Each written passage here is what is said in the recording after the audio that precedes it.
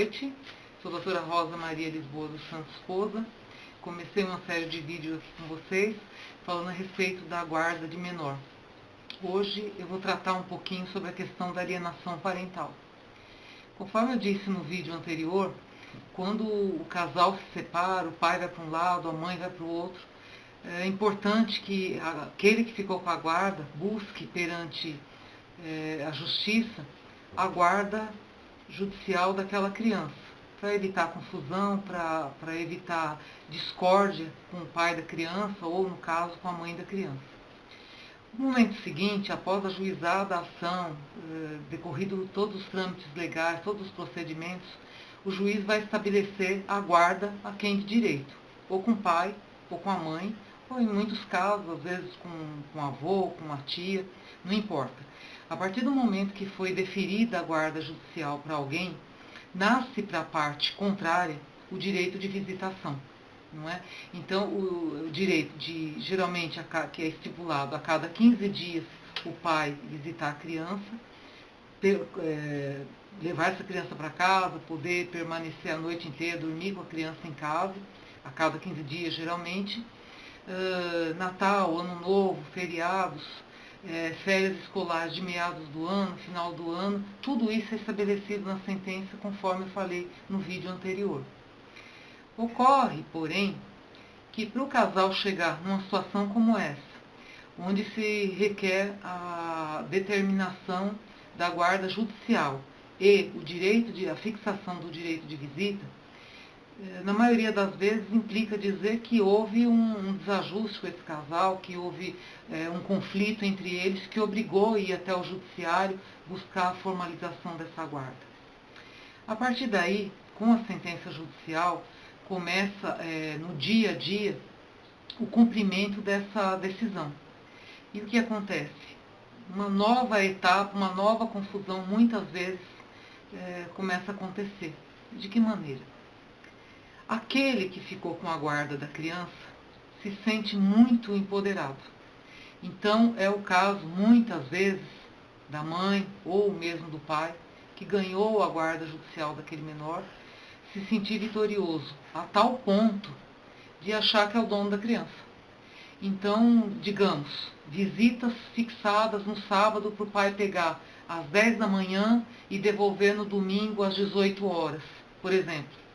Muitas vezes o pai chega de manhã para pegar a criança não está pronta, a mãe saiu, às vezes inventa um outro compromisso, inventa que a criança tem aniversário, que vai numa viagem da escola, que foi para a casa de um amigo, que está com dor de barriga. Começa a criar uma série de situações para evitar que o pai retire aquela criança.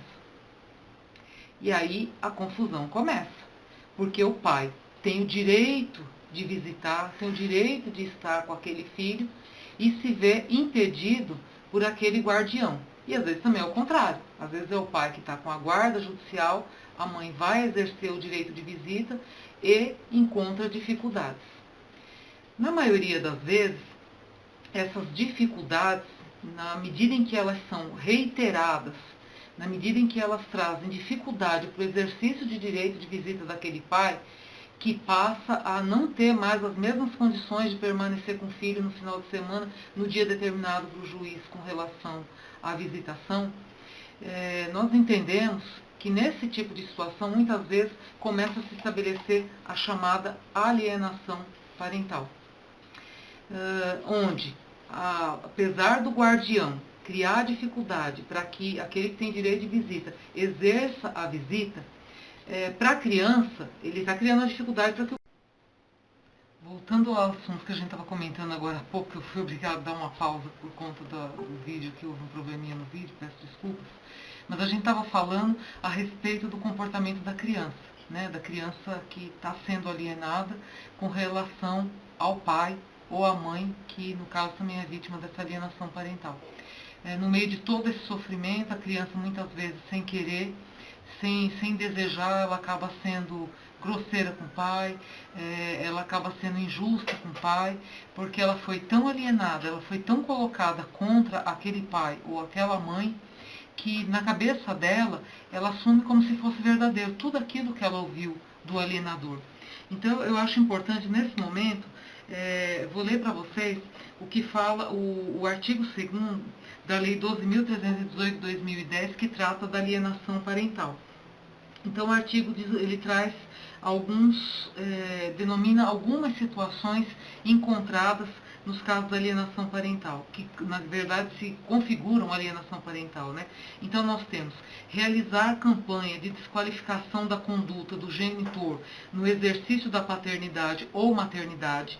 Segundo, dificultar o exercício da autoridade parental, dificultar contato com a criança ou adolescente com o genitor, dificultar o exercício do direito regulamentado de convivência familiar, omitir deliberadamente a genitor informações pessoais relevantes sobre a criança ou adolescente, inclusive escolares, médicas e alterações de endereço, mudar o domicílio para local distante, sem justificativa, visando a dificultar a convivência da criança ou do adolescente com o outro genitor, com familiares deste ou com os avós. Então, esses são apenas alguns exemplos, mas obviamente que no dia a dia, caso a caso, outras situações também podem ser caracterizadas como alienação parental, na medida em que colocarem a criança contra o pai e com base nisso haja o afastamento. Feitas essas rápidas explanações para os senhores com relação à alienação parental, e que é uma coisa de uma prática muito mais comum do que se possa imaginar, eu gostaria de falar um pouquinho para vocês a respeito da minha experiência na área de direito de família com clientes meus. Eu penso da seguinte maneira: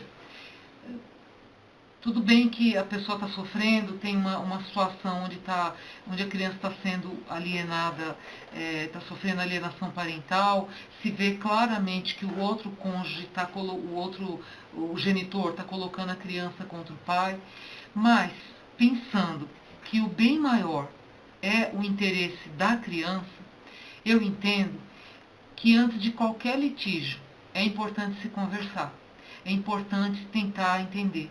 Porque, como eu disse para os senhores, quando a criança está sendo utilizada